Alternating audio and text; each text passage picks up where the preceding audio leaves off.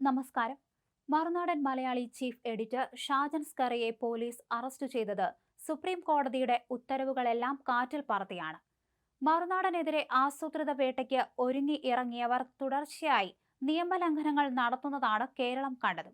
വാറന്റോ നോട്ടീസോ ഇല്ലാതെ ഒരാളെ അറസ്റ്റ് ചെയ്യുമ്പോൾ പാലിക്കേണ്ട നടപടിക്രമങ്ങളൊന്നും തന്നെ സൈബർ CI നിയാസും സംഘവും പാലിച്ചില്ല.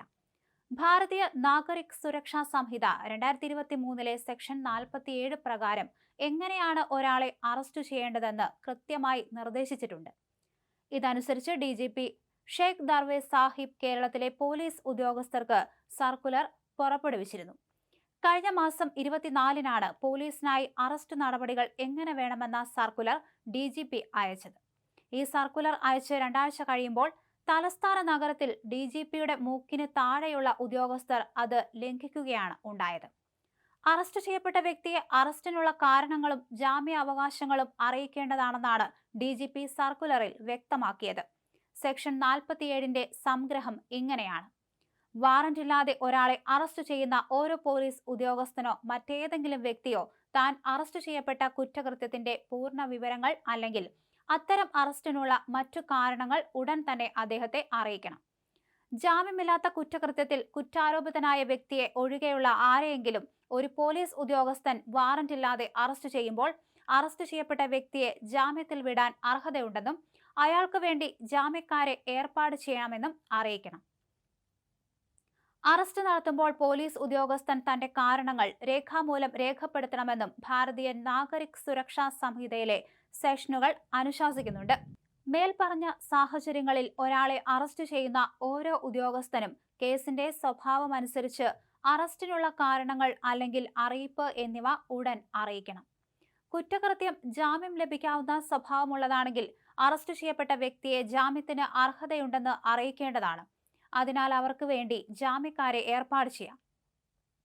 കൂടാതെ ഇതിനായുള്ള നോട്ടീസിൽ അറസ്റ്റ് ചെയ്യപ്പെടുന്ന ആളിന്റെ പേര് അല്ലെങ്കിൽ അപരനാമം, പിതാവിന്റെ പേര്, മൊബൈൽ നമ്പർ, ഇമെയിൽ ID, മേൽവിലാസം, ആധാർ, പാൻ, വോട്ടർ ID, മറ്റ് തിരിച്ചറിയൽ രേഖകൾ എന്നിവ രേഖപ്പെടുത്തണം.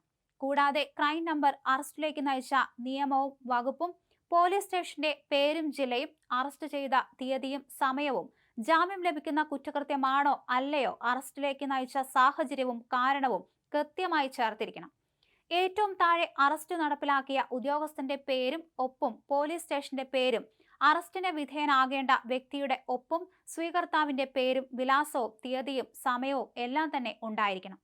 ഭാരതീയ നാഗരിക് സുരക്ഷാ സംഹിതയിൽ പറയുന്ന കാര്യം സർക്കുലറായി അയച്ചെങ്കിലും മറുനാടൻ മലയാളി എഡിറ്ററുടെ കാര്യത്തിൽ പോലീസ് ഇതെല്ലാം തെറ്റിച്ചു. ഷാജൻ സ്കറിയെ വീട്ടിൽ നിന്ന് പിടിച്ചിറക്കി അറസ്റ്റ് ചെയ്യുമ്പോൾ ഏതു കേസിനാണ് എന്ന കാര്യം പോലും വെളിപ്പെടുത്താൻ പോലീസ് തയ്യാറായിരുന്നില്ല. ഇക്കഴിഞ്ഞ ഫെബ്രുവരി 7-ന് സുപ്രീം കോടതി പുറപ്പെടുവിച്ച ഉത്തരവിലും അറസ്റ്റിലേക്ക് കടക്കുമ്പോൾ പാലിക്കേണ്ട നടപടികൾ വിശദീകരിക്കുന്നുണ്ട്. അറസ്റ്റ് ചെയ്യപ്പെട്ട വ്യക്തിക്ക് അടിസ്ഥാന വസ്തുതകളെക്കുറിച്ചുള്ള മതിയായ അറിവ് അയാൾക്ക് മനസ്സിലാകുന്ന ഭാഷയിൽ ഫലപ്രദമായി അറിയിക്കുന്ന വിധത്തിലായിരിക്കണം എന്നാണ് സുപ്രീം കോടതി ഉത്തരവിൽ വ്യക്തമാക്കിയത്. സമൂഹ മാധ്യമത്തിൽ ഉറുദു കവിത പോസ്റ്റ് ചെയ്തതിന് രാജ്യസഭാ MP-യായ ഇമ്രാൻ പ്രതാപ്ഗഡിനെതിരെ എടുത്ത കേസ് റദ്ദാക്കിക്കൊണ്ടാണ് ഇത്തരമൊരു സുപ്രധാന നിർദ്ദേശം സുപ്രീം കോടതിയുടെ ഭാഗത്തു നിന്ന് ഉണ്ടായിരുന്നത്. ജസ്റ്റിസുമാരായ അഭയ് SOK, ഉജ്ജൽ ഭോയാൻ എന്നിവർ ഉൾപ്പെട്ട ഡിവിഷൻ ബെഞ്ചാണ് അഭിപ്രായ സ്വാതന്ത്ര്യം സംരക്ഷിച്ചേ മതിയാകൂവെന്ന ഈ സുപ്രധാന വിധി പുറപ്പെടുവിച്ചിരിക്കുന്നത്. അറസ്റ്റ് ചെയ്യപ്പെട്ട പ്രതി ആർട്ടിക്കിൾ 22(1) ആവശ്യങ്ങൾ പാലിക്കുന്നില്ലെന്ന് ആരോപിക്കുമ്പോൾ ആർട്ടിക്കിൾ 22(1) ഇതിന്റെ ആവശ്യകതകൾ പാലിക്കുന്നുണ്ടെന്ന് തെളിയിക്കേണ്ട ബാധ്യത എല്ലാ അന്വേഷണത്തിലും ഉദ്യോഗസ്ഥനോ ഏജൻസിക്കോ ആയിരിക്കും. ഇവ പാലിക്കാത്തത് പ്രസ്തുത ആർട്ടിക്കിൾ ഉറപ്പു നൽകുന്ന പ്രതിയുടെ മൗലികാവകാശങ്ങളുടെ ലംഘനമായിരിക്കും. മാത്രമല്ല ഭരണഘടനയുടെ ആർട്ടിക്കിൾ 21 ഉറപ്പു നൽകുന്ന വ്യക്തി സ്വാതന്ത്ര്യത്തിനുള്ള അവകാശത്തിന്റെ ലംഘനമായിരിക്കുമെന്ന് കോടതി വ്യക്തമാക്കി.